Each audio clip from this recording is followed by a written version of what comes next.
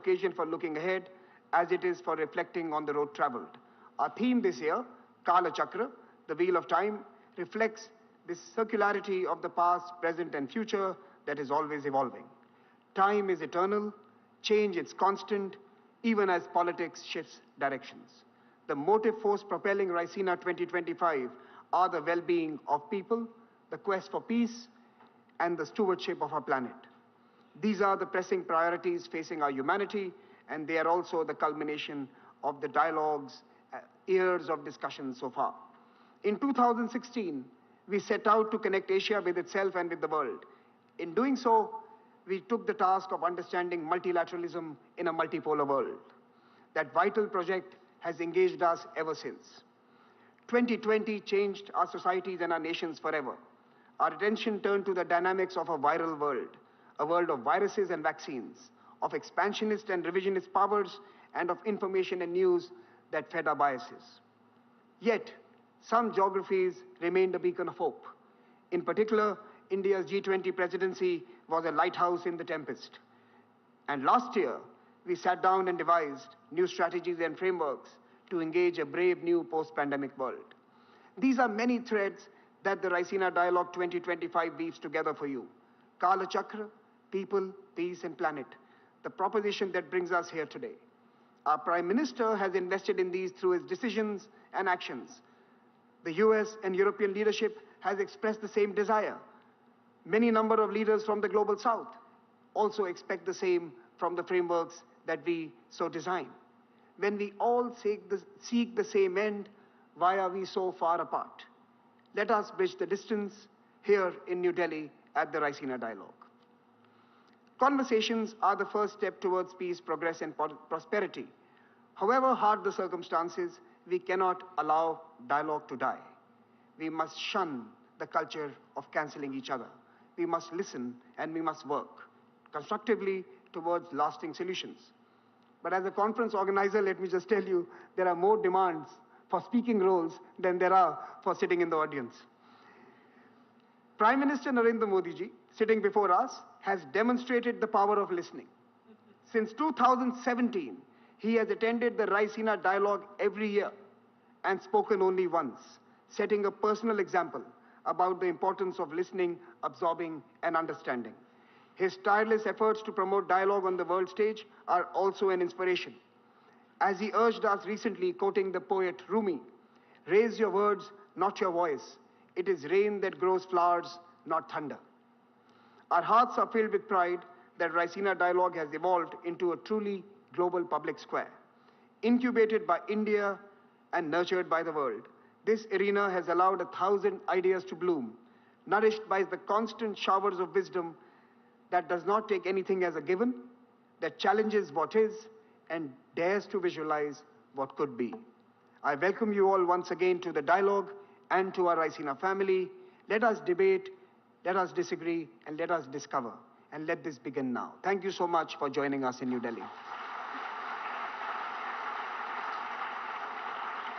Let me now invite the chairman of the Observer Research Foundation, Mr. Sanjay Joshi, to introduce the theme and our speaker this evening. Mr. Joshi.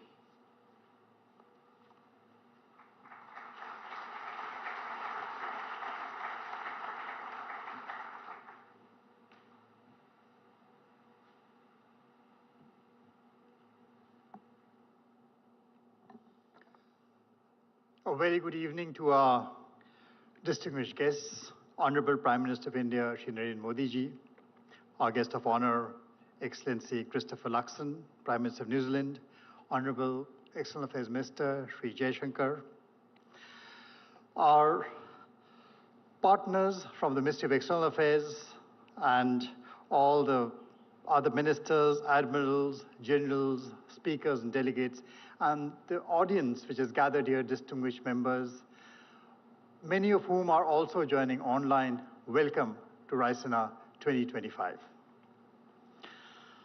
When conflicts challenge order, when we struggle to make sense of the road ahead, we seek anchor in metaphors and in symbols. I remember, last year, when conflicts were raging in Europe, and West Asia, we had assembled Raisina under the banner of Chaturang, that ancient board game of war and craft. This year, as conflicts nudge themselves towards a peace which sometimes seems more conflicted than the wars itself, the theme chosen is Kal Chakra, the wheel of time. First of all, the metaphor of the wheel actually challenges the linear notion of the arrow of time as something which is constantly moving forward inexorably towards progress and growth. The chakra, gives no such false assurances. The unending progress of any civilization, of any nation or race, or manifest destiny of anyone is not guaranteed by any cosmic order. We repeat mistakes, our best intents lead to consequences we never intended, and order frequently does descend into chaos. The chakra actually signifies a motion which is far more complex than the circular monotony of a wheel. It is about cycles of decay and cycles of renewal. It is about the dance of the planets, which is set in motion by a balance of mutually opposite forces. There's a centrifugal force that, left to itself, can cause the dance of the stars to unravel. They can just be flung out of course. And opposing it is a centripetal force always recentering things, pulling things towards the center. Should that centripetal force run riot, the system starts imploding, collapsing upon itself into a black hole which sucks up everything, mass, energy, to end in a dead world from which even light cannot escape. At one extreme of the spinning vortex of time is a fragmenting order, which is called the mandal, the fragmenting pattern, tearing apart the cohesion of societies, disrupting the environmental balance, hyper-individualism, ecological collapse, dissipating into a world of entropic decay. At the other end lies a collapsed mandal, the collapsed pattern, overly rigid, homogenized, a world of authoritarianism and ecological monocultures, where over-integration stifles innovation, and instead of change and evolution, even time freezes unmoving. So central to this whole idea of Kal Chakra, which is a theme of this conference, is the idea of impermanence. No state, thankfully, lasts forever, for each contains the seed of its opposite. That makes it not just a non-linear system, it also makes it a non-binary system. A non-binary system cannot be understood in very mechanistic, dualistic terms. It cannot be understood in terms of black and white. There's too much color in it. Because to do that is to lose nuance, to be unable to understand the nature of complexity and be defeated by complexity. So Vasudhaiva Kutumbakam, which our Prime Minister keeps on urging, is that ideal in the cosmic order, one that is offered as an all-encompassing guide for a world that is impermanent, interdependent, and infinitely interconnected. In truth, everything around us, is this dance of Kal, time, and Mandal, which is order. And that fundamentally challenges humans. Remember, in Buddhism, ultimately, this calibration between the two is not defined as a goal. It is defined as a practice. It is something which must be kept on constantly. It is not an endpoint. And to do that, it challenges conscious humans, thinking humans, to engage through thought and through action to practice bringing that order back together again, that balance back together again. So we meet to celebrate a decade of Raisina in 2025, to examine precisely that world of thought and action, which helps us recognize that every movement, whether tightening into unity or fraying into disorder, also contains the seed of its opposite. In the final analysis, In the Kal Chakra, neither order nor chaos are endpoints. They're merely transitory phases which demand recalibration. And recalibration is a time for sometimes difficult and unconventional decisions. So at ORF, we extend our welcome and best wishes to everyone here for 3 days of the most thought-provoking conversations. And I'm delighted this year to present His Excellency Christopher Luxon, the Prime Minister of New Zealand. Sir, Kal Chakra is about change. And as a corporate leader, you have led change. You transformed Air New Zealand into one of the world's most successful and respected carriers. Then you've entered politics to try and do much the same for your great country. We have brought, you bring that pragmatic approach to international trade, technology partnerships, and defense cooperation that is helping New Zealand deepen ties across the world, and especially to countries like India and countries situated in the Indo-Pacific. With that, may I invite you, sir, to join us here and give us the benefit of your vast wisdom and experience. Thank you, sir.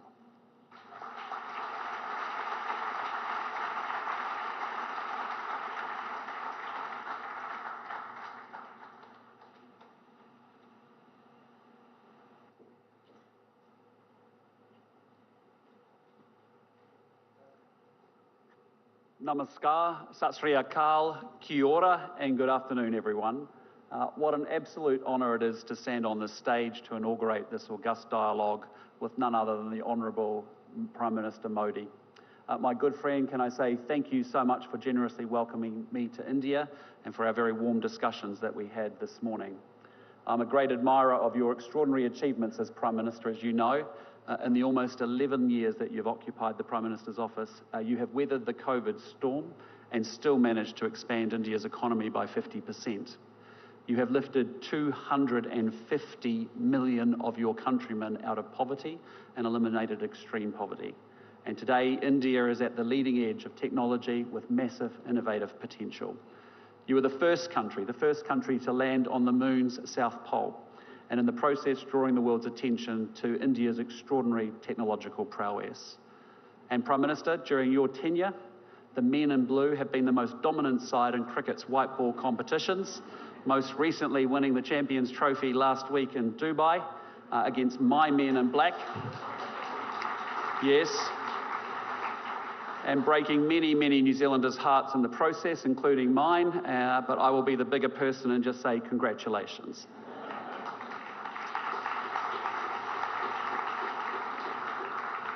Among this catalogue of achievements is the reason that we gather today, the Raisina Dialogue, a forum that provides a moment every year for thought leaders from across the world to focus their collective minds on the contemporary strategic challenges being navigated right here in the Indian Ocean. And I applaud Dr. Jay Shankar and Samir Saran for the intellectual leadership that they have shown driving this dialogue over the past 10 years. It has grown into a hugely influential forum. And look no further than the luminaries that you attract.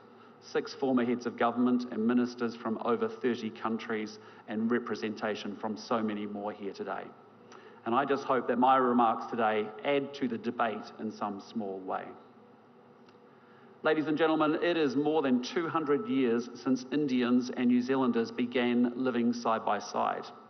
At the beginning of the 19th century, well before we became a nation, Indian sailors jumped ship in New Zealand, with some meeting up with locals and marrying into our indigenous Māori tribes.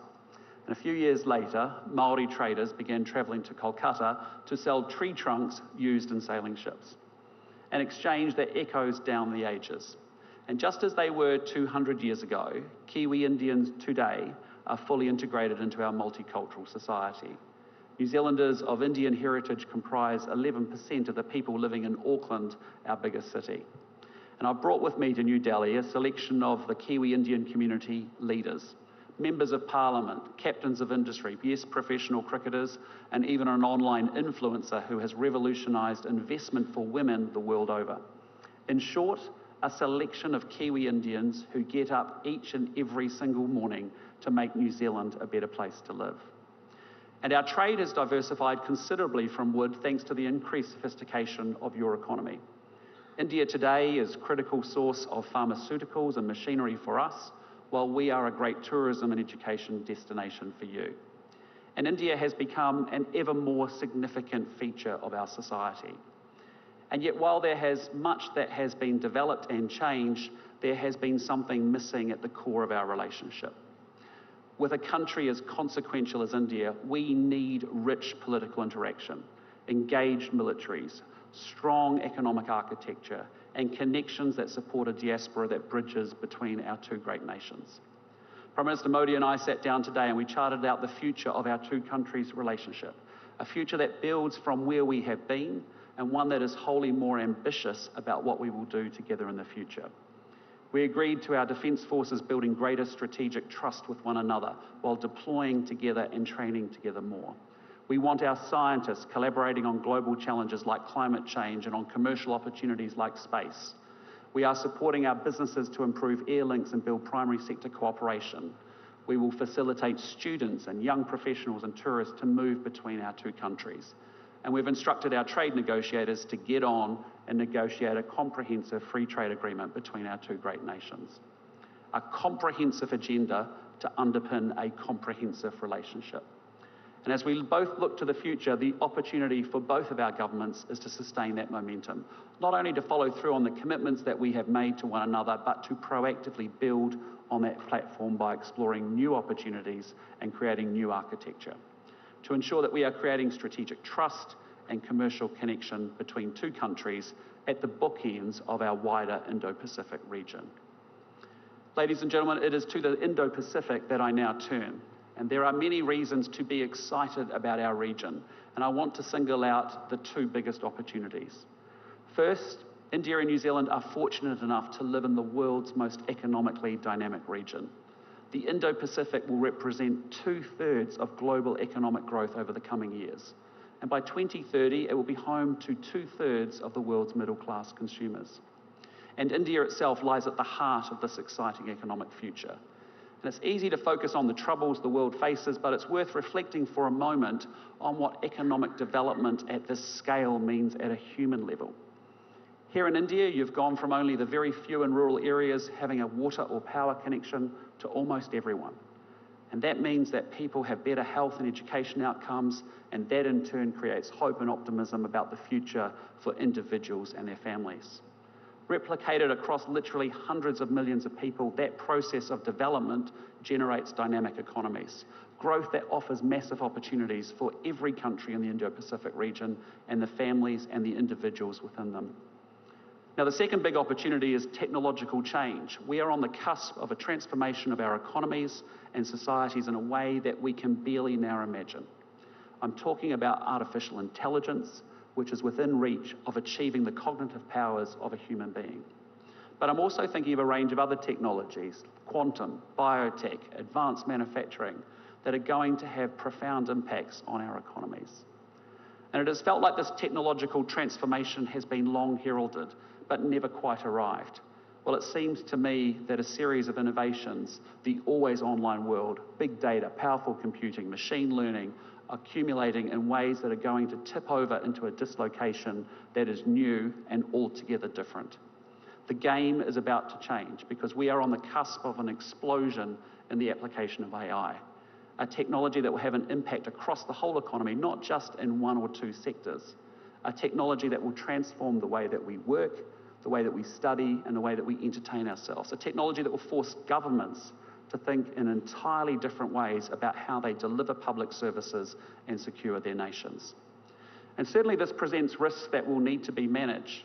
For example, militaries are already using AI, which means the international community is going to need to develop new norms about how this is done in a way that ensures compliance with the rules of war and also ensures human responsibility in conflict. But my message is that while we need to manage that change, we cannot allow ourselves to be paralysed by the risks. For those who believe that they can outcompete through this period of technological disruption and dislocation, the opportunities are there. The citizens, the companies, and the countries that embrace the coming change will be the ones that reap the dividends. Yet there's also no doubt that there are fundamental trend lines in the Indo-Pacific that present geostrategic risks to both growth and prosperity. And these have long-term drivers that are not going away and have been amplified by recent events. Past assumptions that underpinned the previous generation's geopolitical calculations are being totally upended. A fortnight ago, the Singaporean Foreign Minister, Vivian Balakrishnan, put this change very eloquently when he said, "The world is now shifting from unipolarity to multipolarity, from free trade to protectionism, from multilateralism to unilateralism, from globalization to hypernationalism, from openness to xenophobia, and from optimism to anxiety." This is a global change, not isolated to one region. And certainly though we live today in an Indo-Pacific navigating contest and rivalry with a period of strategic uncertainty, I think there are three big shifts that make for challenging times for all of us ahead. The first is that we are seeing rules giving way to power. Previously, we could count on countries respecting the UN Charter, the law of the sea, and world trade rules. That sadly cannot be assumed in an age of sharper competition. And instead, we risk dangerous miscalculation at flashpoints, and these range from the militarization of disputed reefs to dangerous air movements, from land border incursions to breakout nuclear capabilities. And of course, it's not just flashpoints, but a slow shift in Indo-Pacific realities that change calculations. Recent demonstrations of naval force near New Zealand's maritime surrounds, for example, sent a signal that alarmed many of my fellow citizens. Second, we are witnessing a shift from economics to security. Because after the Cold War, the dominant paradigm in relations between Indo-Pacific countries was a sustained effort to raise the material living standards by tending to our economies. And make no mistake, bread and butter issues still loom very, very large and are a priority for governments all around the region. And indeed, economic growth is my government's highest priority too. But across the Indo-Pacific, we also see governments dedicating increased attention and resource to military modernisation. Military build-ups reflect a need to prepare against uncertainty and against insecurity. And some military build-ups, however, are underway without the reassurance that transparency brings. National security demands are expanding. Governments need to protect their people and assets against foreign interference, cyber attacks, and terrorism. In the last few months, a new threat has emerged with damage to critical infrastructure like subsea cables. Well, you can't have prosperity without security, not least when the tools of commerce themselves require protection. The third big geo-economic shift, as I see it, is from efficiency to resilience. Where previously Indo-Pacific economies saw even deeper interdependence as a dynamo for growth, that can no longer be assumed in an age of decoupling. Onshoring, protectionism, and trade wars are displacing best price, open markets, and integrated supply chains.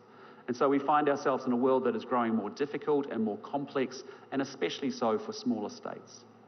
However, we must engage with the world as it is, not as we wish it to be. And so, like most countries across the region, New Zealand's strategic policy is being shaped by our assessment of these trends. We have agency to shape the Indo-Pacific that we all want, but we must do so with energy and with urgency. Ladies and gentlemen, as New Zealand looks to protect and advance our interests in the Indo-Pacific, we can only do so alongside partners like India that have a significant role to play in the Indo-Pacific region.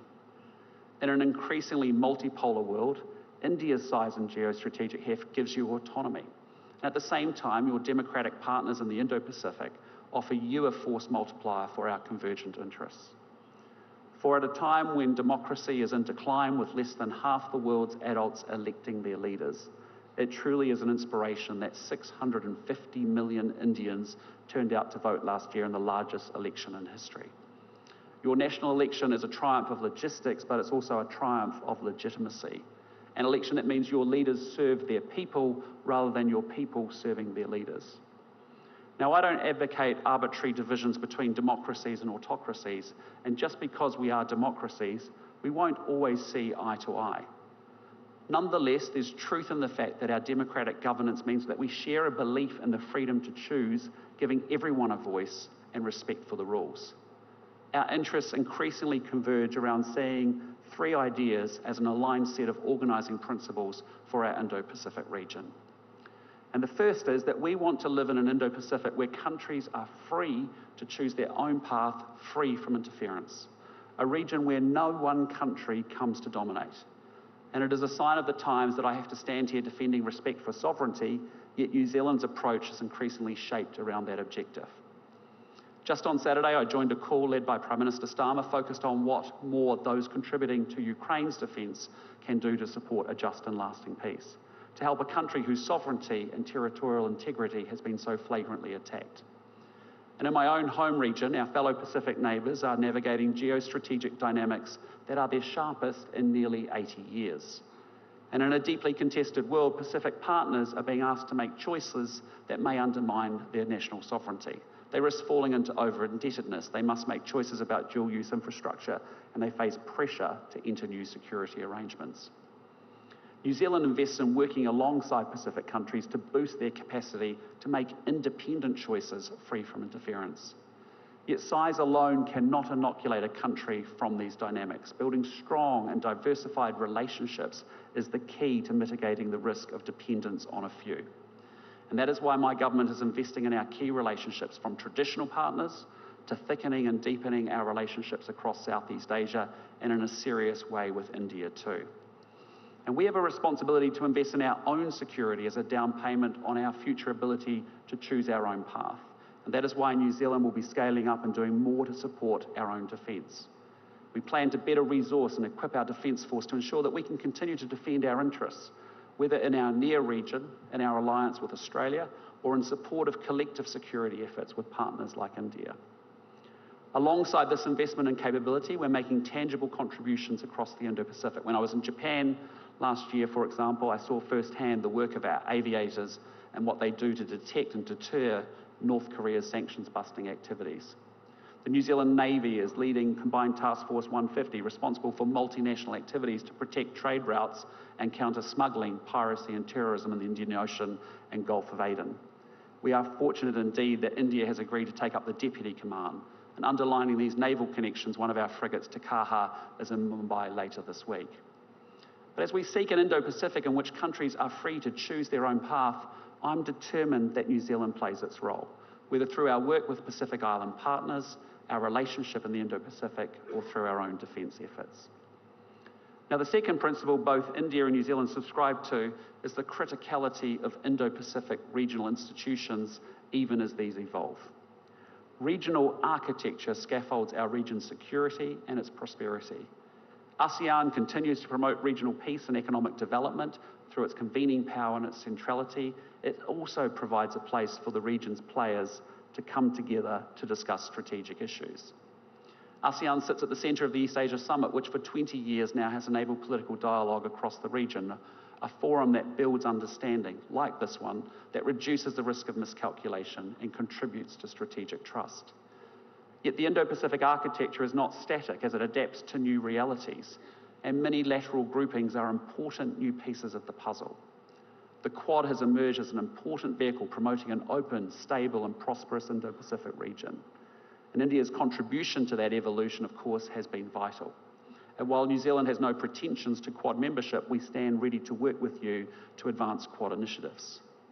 We ourselves are strengthening our work with Japan and the Republic of Korea, as well as Australia. And last year I convened the Indo-Pacific Four to discuss Ukraine and North Korea. And with serious headwinds buffeting the global trade system, New Zealand has seriously invested in Indo-Pacific trade and economic integration groupings. From the CPTPP, the gold standard of FTAs and internationally, through to the RCEP, perhaps the world's most inclusive agreement. And we welcome India's engagement in the regional economic architecture with our work together in the Indo-Pacific Economic Framework, important in an area in which we seek to build one another's resilience. And the third Indo-Pacific principle that we align around is a region in which respect for the rules is foundational. Globally, rules are being undermined, whether those around territorial integrity, freedom of navigation, or laws of war. Yet these are the very rules that preserve an Indo-Pacific order that is not might is right alone. And as I've said before, there is no prosperity without security. The rules that underpin our security also allow our businesses to operate with great certainty, and those rules deliver daily in meaningful ways for our people and our populations. For example, 1 in 4 jobs in New Zealand rely on exports, and our exporting businesses being able to depend on the predictability that those rules deliver.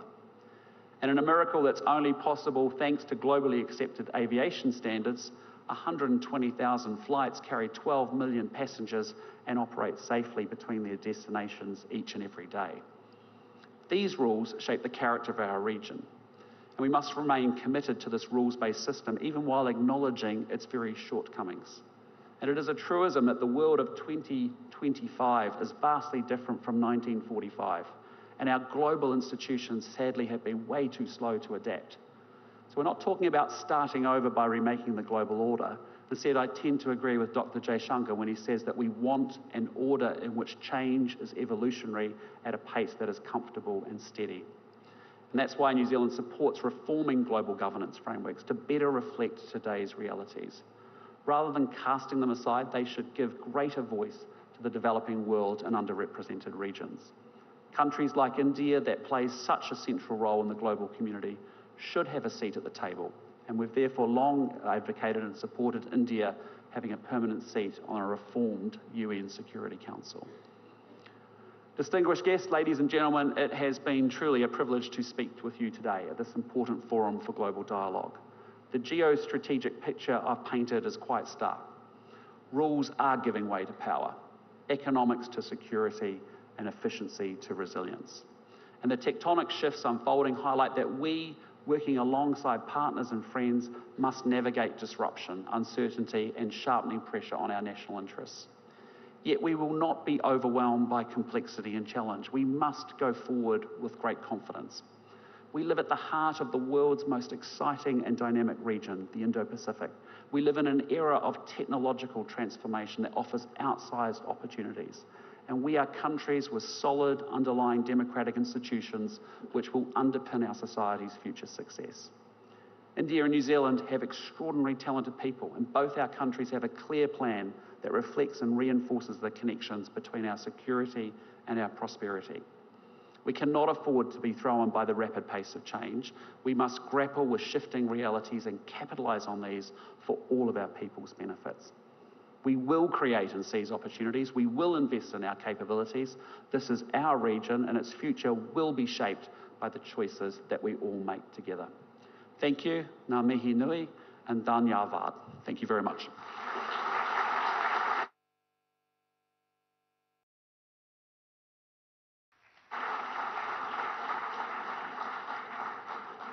Thank you so much, Prime Minister, and a special thank you for not reminding us of the Test match series in October last year.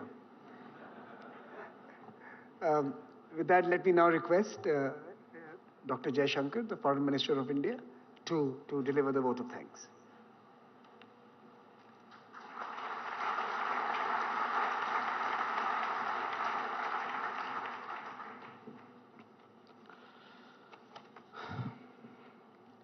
Good evening.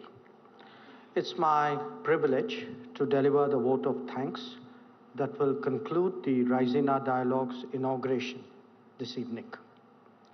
First, let me thank the Chief Guest, Prime Minister the Right Honourable Christopher Luxon of New Zealand. As all of you can see, he not only has considerable knowledge of India, but a real commitment to advance our ties. His perspectives on the Indo-Pacific are particularly valuable at a time when the world is debating the nature of the global order. To Prime Minister Narendra Modi, I would reiterate our deep appreciation for his vision and motivation that has driven the Raisina Dialogue. As we begin its 10th edition, I hope that we have lived up to his expectations of India hosting a world-class gathering. To the ORF, I can only restate how much the Ministry of External Affairs values our partnership, and we are glad to see it now expressed across different geographies.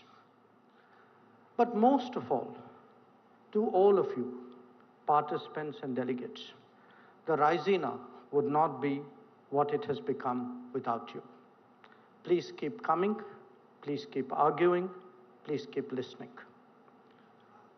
Ladies and gentlemen, the world order is clearly undergoing a great churn. This requires leadership the kind that we have in the room today. It requires systems to think differently, not simply falling back on old assumptions to deal with new situations. And it requires honest conversations, fresh ideas, and creative solutions. The value proposition that Raisina offers in that regard is higher than ever.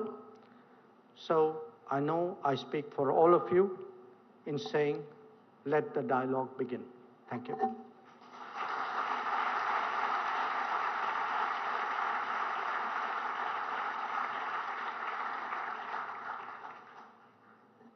Ladies and gentlemen, we'll now remain seated as the VIPs exit the room. And just give us a little more of your time for this inauguration ceremony. We will have you out soon. You've been invited to specific dinners. Please attend those. Some have been invited to a gala opening dinner in the lawns outside. We look forward to receiving you there. But do allow the VIPs to leave the room.